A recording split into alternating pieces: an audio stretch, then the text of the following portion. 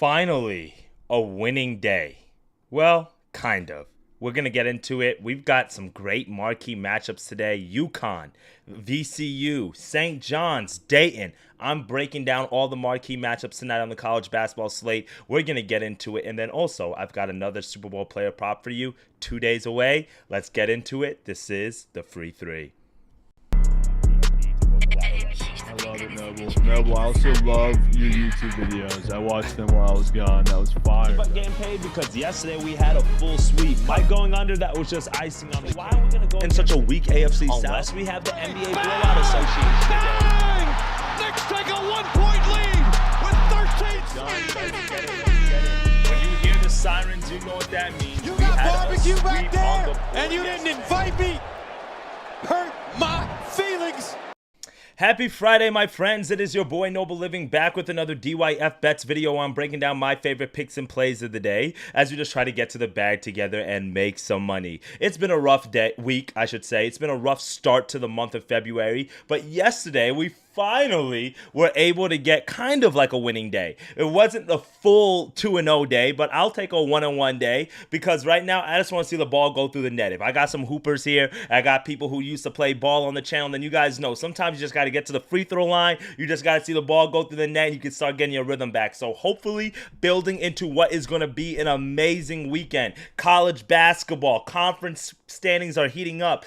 Super Bowl weekend. We've got a lot of things on the horizon, so hopefully this is a sign of better things that is coming here. If you have been tapped into the channel, I do appreciate all the love and support. If you haven't, smash that subscribe button for me. It just helps the algorithm, helps us to continue to grow. We started off the month a little bit slow, but yesterday we were able to string together really a 1-1 day, and it should have been a 2-0 day. Maryland lost on the money line. We took them at plus 114. They were winning that game for 38 minutes. Of the 40 minutes, they were winning the game. And then what happens? They give up a three-pointer with 7 seconds left to Bruce Thornton. He banks it in, and they lose the game 73-70. They were up by like 12, 15 points. How do you lose the lead on the road? That's what betting's like sometimes, friends. It's sometimes frustrating. And I feel like it was a good read. It was just the wrong result. So tough loss there on the Maryland, but we were able to hit our bankroll builder of the day. My boy DM'd me. He said, Noble, if Mary Mac folds, I'm so done with them. And I was like, I 100% agree, bro. Mary Mac, I might be done with them in general because every game, it seems like they get us to bite our nails. Every game, it's a sweat. They're losing at halftime. They're trailing by like 10, 8, 7 points. They're not hitting their shots. But yesterday, they figured out a way to beat Niagara. We needed it like air. We got it done. Central Connecticut, no sweat bet there. UNC Asheville, same thing. We got those done as well. So technically a 1-1 day yesterday, but our plus 100 parlay at plus 117 odds gets us over the hump. So this way we were able to record a winning day. So can't be too mad at it. Let's see what we can do now building into the Super Bowl week. If you guys are new here to the channel, if you haven't been watching the show this week, I've been giving you guys a Super Bowl best bet every single day of the week. Well, I started on Tuesday. On Tuesday, I gave you Jalen Hurts over 18.5 completions, as I think that he's going to have to throw the ball a lot more than people think, and I think this could be one of those games where Jalen Hurts is a legacy performance for him in a way. I know it's Saquon's show, but I think the Chiefs know that as well. The second day, I gave you Isaiah Pacheco under 5.5 carries. I just don't see him getting a whole lot of carries in this game. It's either going to be Kareem Hunt or it's going to be Patrick Mahomes, which led to my best bet yesterday, which was going to be Patrick Mahomes over 29.5 rushing yards. So literally, we have 3 best bets already locked in for the Super Bowl on the player props. Today, I'm adding one more for you guys. And today's best bet that we're going to get into is real simple. I'm not going to dive into the analysis and all that crazy stuff. You guys know what we're going to probably go with. Jalen Hurts, anytime touchdown. We're going to lock that in. Now, Jalen Hurts, you guys might be asking yourself, Noble, you already took the completions. Is he going to throw the ball or is he going to run the ball? Well, you guys know that he kind of can do both. And we know once the Eagles get inside the 2-yard line, it is literally Jalen Hurts time. And we've seen several times this season where Saquon has run the ball all the way down to the 3-yard line, to the 2-yard line, to the 1-yard line. And then they hand it off to Jalen Hurts. And he's not even mad at it. That's why you love Saquon so much, because he's such a team guy. Normally, if somebody breaks off a 60-yard run and they get stopped at the 2-yard line, they want the touchdown for themselves, not Saquon. So we have the tush-push potential with Jalen Hurts, but also when you look at the line here, it's about minus 115, minus 120 odds on certain books for Jalen Hurts anytime touchdown. That's really good value, considering the fact that since Jalen Hurts has become the starter for the Eagles in 2021, he has 55 rushing touchdowns in 66 starts. So this is literally just like an autoplay every single game, and you would have only missed 11 times. When you look at the playoffs, he's had 9 rushing touchdowns in 8 games. So he had a rushing touchdown literally in almost every game that he's played, including 3 last week. You love to see that. And the biggest thing for me last week was that he scored without the tush push. And I think that's a great sign for Eagles fans, that if Jalen Hurts is running the ball and he's confident taking off without the tush push, we're good. But then you guys know we always have the tush push potentials, the brotherly shove. We get inside the 2-yard line, we're going to push in Jalen Hurts, and he's going to be able to score a rushing touchdown. So for me, Jalen Hurts, anytime touchdown, and hey, you never know. The Philly special might be on deck. And you saw what happened with Nick Foles back in 2017. We got an end-around reverse. He caught a touchdown, so that would have cashed in as well. So there's a few different ways that you can think about this bet. But for me, it's going to be probably Jalen Hurts on the ground. We're going to take the anytime touchdown. I like that. We're locking that in as our 4th player prop in the Super Bowl. Now, I'm going to drop a video on the channel either later today or early tomorrow giving a breakdown on the game and why I think the Eagles are going to win the game. So make sure you guys tap into that video. I will have a few other best bets to add to the card for Sunday, and some of the novelty bets, like what color is going to be the Gatorade, the first song that Kendrick's going to come out to. I'm going to add a few more plays in there as well, so make sure you guys hang around. But I've given you guys the 4 plays that I really, really love for this Super Bowl player props, and I might add 1 or 2 more and coming down the stretch, as we're only about 48 hours away from the big game. And I will be boots on ground in New Orleans as well. So if anybody who's tapped into the show and you are going to be at the bowl this weekend, let me know. I'd love to link up with you, and we'd love to talk some ball. So NFL out the way. Super Bowl, we know what's going to happen. Now it's time to dive into the marquee matchups for today. Some great games that we have on deck in the college basketball slate. Let me share my screen real quickly. Let me get Mr. Jalen Hurts out of here. And I will lock in all the player props on action once they let me get all the lines. I think all the lines should be up by now. They were down a little bit earlier this week. So we have a few games that you guys can take a look at today. Princeton and Penn in the Ivy League, VCU and Dayton, USC Purdue, St. John's Uconn, San Jose Boise State. It's not the biggest card. There's only about 6 or 7 games on. So let's dive into the nitty gritty, the key matchups of the day. The first one, VCU Dayton. You guys know we've taken Dayton several times here on the channel, and we've gotten burned on Dayton. And I want to see the Dayton Flyers win. They're 16-7 on the year. Dayton is one of the toughest places to play in all of college basketball. But this season, it's like they're missing something. I don't know if it's the tempo. I don't know if it's the shot making. I don't know if it's somebody who can create their own shot off the dribble. But this Dayton Flyers team, the team that was projected to win the A-10 at the beginning of the regular season, this season, it just hasn't looked that way for them. Meanwhile, VCU is on top of the standings in the A-10 conference at 18-5 on the year. If we pull up VCU real quickly, we can look at some of the games that they've been able to win. They've won 8 of they're 8-2 in conference. They've literally won, what is this? 1, 2, 3, 4, 5, 6, 7, 8, 9. 8 of their last 9 games. We were on them against St. Louis here. That was a tough loss on the road, a tough place to play. Now they're on the road again against Dayton. But this has been a team that has been able to grab road wins at St. Joseph's, at Rhode Island, which is a tough place to play. Loyola Chicago, another tough place to play. Yes, they did lose to New Mexico on the road. They did lose to the Bonnies on the road to start off conference play. But now is like when you look at the standings and you say, what's on the line? Let's go look up real quickly here at the A-10 standings real fast so you guys can kind of see what I'm talking about here. George Mason is 9-1 in conference. VCU is 8-2. St. Louis, who plays tonight, is 7-3. And Dayton is 6-4.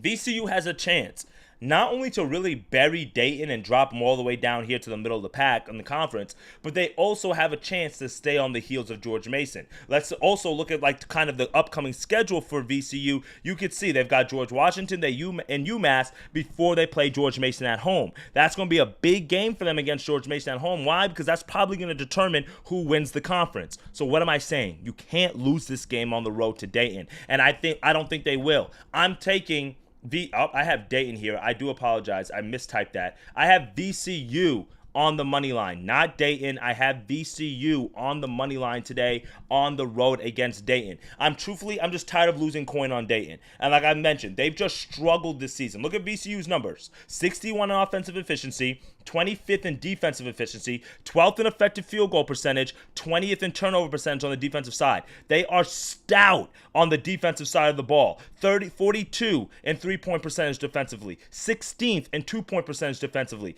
They don't give up a whole lot of points. They play a very slow, grinded out type of style, 210th in pace, and I think that's going to cause some problems for Dayton today, where you can see they're 138th in defensive efficiency. They don't really stop anybody. 213 from the three-point line, 200 from the two-point line. And even though they have a very strong offense, that plays right into what VCU does well, which is their strong defense. So Dayton's strong offense is going to be offset by VCU's defense. And then when you look at VCU's offensive numbers, they're 61st in offensive efficiency, 89th in effective field goal percentage. And then you can see they have one of the top two-point percentages on the offensive side in all of college basketball. So for me, I know it's a tough spot for them on the road. It's going to come down to the wire. If you want to take VCU live at plus money, I'm not opposed to it. But just look at some of the losses here for Dayton. Every time they stepped up in class, St. Bonnie's, George Mason, Cincinnati, they've lost, man. They do have a good win against Uconn early in the season, against Marquette, able to pick up back-to-back wins against Davidson and St. Louis. But this is where the season comes down to. If you're VCU, have this game circled. You know that this is for basically the conference. Who's the big dog inside the conference? I'm taking VCU on the money line. Again, I apologize if you're watching the YouTube channel about that. I have Dayton there. It's really VCU. I'm taking VCU on the money line on the road. I'm tired of losing coin on Dayton. And watch this be the game that they win. But I'm not taking Dayton here. I'm taking VCU. Now, going to our other marquee matchup of the day. It's St. Johnny's against Uconn. St. John's has probably been one of the best stories in all of college basketball this season. Rick Pitino in his second season has led the Johnnies to a 20-3 record. The reason why they're so good this season is because they are defensively stout. They switch everything. Their 5 can guard a 1 and their 1 can guard a 5. That's what makes them so tough to play against. We saw that last game against Marquette, a team that's known for their defense, and St. John's was able to beat them defensively. So now if we pull up the game logs for St. John's, they have one of the nation's longest win streaks, actually 4th longest in the country, with a 9-game win streak. You can see real quickly here, they're 4th in defensive efficiency on the defensive side, 22nd in effective field goal percentage, and 19th in turnover percentage on the defensive side. They stop you from scoring the ball. But the problem with you, St. John's, is this number right here. 340th in three-point percentage. And yes, I understand in the modern day of basketball, everybody is like, you got to hit threes to win. And that's why I love college basketball so much, because it's not the boring NBA where everybody's jacking up 40 and 50 three-pointers a game. You can win in college without hitting three-pointers. But the key is you got to play a team that does not shoot and hit a whole lot of three-pointers. And what does Uconn do? They shoot a lot of threes, and they hit a lot of threes. 10th in offensive efficiency, 7th in effective field goal percentage on the offensive side, 46th in three-point percentage on the offensive side. Meanwhile, 8th in two-point percentage. This Uconn team, they can get you in several different ways. They've got Caravan, they've got Diarra, they've got Reed, and guess who's coming back in this game as well? McNeely, who's been injured, so he should be coming back as well for them, which is going to give them some extra kind of boost and some extra players. And I love the fact that the significant contributors, it's spread out. Like, it's not one person who's going to kill you. Literally, you've got 5 guys here where the offense and the way that they play basketball is distributed. So that gives the St. John's team even more people to think about. They can't just do what they did against Marquette and take away Cam Jones. They can't just do what they do against, Creighton and take away the big man. They have to stop all 5 guys and even some of the guys on the bench for Uconn, and I think that's going to be the difference here. And Uconn is at home. This game is going to be played not in Hartford. It's going to be played in Storrs, Connecticut, the same place where they lost this very tough game to Creighton in a very tough fashion. Yes, they lost to Xavier. Yes, they had to win in overtime. Yes, this offense can go cold at times, but this is the game that Dan Hurley wakes up for. This is the game that they've got circled. And when you look at some of the upcoming schedules here, they beat St. John's here, right? Let's just say they win this game. Then they have to go on the road against Creighton. Then you've got Seton Hall. You got Villanova. Then you've got St. John's again on the road. So you don't want to go 0-2. You got to at least split 1-1 unless you go 2-0. So you know that. Obviously, you got Georgetown, Providence, which should be wins. And then you've got Marquette at home and then Seton Hall. So when you look at the schedule for Uconn here, it's very, very favorable for them to lose maybe one, if not two more games. And you know that you've got a few road games coming up where you might lose those spots. So at home, you've got to take advantage of this opportunity. So for me, I'm going to take Uconn today. I would lay the 3.5 points, but now it's up to 4.5. I don't want to do that. So what am I going to do? Old-fashioned bankroll builder, the DYF bets way. We're going to go Uconn on the money line today to get it done. And I'm going to throw in a very heavy favorite late night in Utah State on the road against Fresno State. Parlay those together, you get to -130. If you want to take Boise State as well, now we're at -118. I'm not opposed to that. If I were you, I would wait to get Uconn live at a cheaper number than 4.5. It's too many points. I'm not laying 4.5. Not laying 4.5. Not doing it. So I'm going to go Utah State, Boise State, or Uconn on the money line here. That is your best bet. But the play is Uconn. If you can get it -1.5, -2.5 under one possession, I'm fine with that as well. But the 4.5 number, I'm not willing to lay. So what I'm going to do here is just the old classic money line parlay that I like to do. Two huge favorites. Boise State at home against San Jose State. And then you can see real quickly here, Utah State on the road at Fresno State. Utah State's 20-3. Fresno State's 5-18. They suck, okay? So they should be able to handle business. It's not a full +100 like we usually like to do, but that's just because this is typically like a -110, -120 play in my mind, because I would really be taking Uconn at -2.5, -1.5 if the lines have moved already since I've kind of already cooked this up. So let's just go with the money line parlay here to get us done. Uconn at home. St. John's has been impressive. They've been good. Look at all this green here, but they're due for a little bit of regression. And when you can see that they lost on the road to Creighton in their third conference game, anything else on the road, Xavier, they suck. Seton Hall, you know they're garbage. Georgetown, they're not all that good. So don't get me wrong. It's been an impressive streak for St. John's, but when you look at it, they haven't played some of the big dogs of the conference on the road. And this is that shot for them, and I think UConn's going to give them fits and problems. Uconn wins this game outright. Ken Palm has this as a 1-point win for Uconn, which is, again, why I don't want to lay the spread. Let's just go on the money line parlay here, Uconn to lock us in. So that is what we're going with on today's card here on the free three, my friends. We've got Uconn and a money line parlay. Again, if you want to get them a little bit cheaper, be my guest. Let me pull up the card real quick so you guys can see this real fast. I just did 3 teams. Uconn, we're building around Uconn on the money line. And then you can take Utah State, Boise State. If you want to just wait for Uconn live, be my guest, do that. But my live trigger number is -1.5 to 2.5. I'm also taking VCU on the money line at -120. And then that should be able to, they should be able to beat Dayton on the road. I know we're going, it's not a piece that most people want to take, but I just can't trust Dayton here in this situation, all right? And then we have our Super Bowl bet as well that we locked in. Jalen Hurts anytime touchdown. And then some of the other player props that we've done in the Super Bowl thus far is Isaiah Pacheco under 5.5 carries, Mahomes over 29.5 rushing yards, and then Jalen Hurts over 18.5 completions. Those are 4 best bets that we have inside the Super Bowl. I will have a few more building into the big game, and like I mentioned, I will have my Super Bowl prediction and preview video coming out here on the channel, if not later today, early tomorrow. Right, my friends? I appreciate you guys for tapping in every single morning to the free 3. It is your boy Noble Living. And again, if you are going to be in New Orleans this weekend,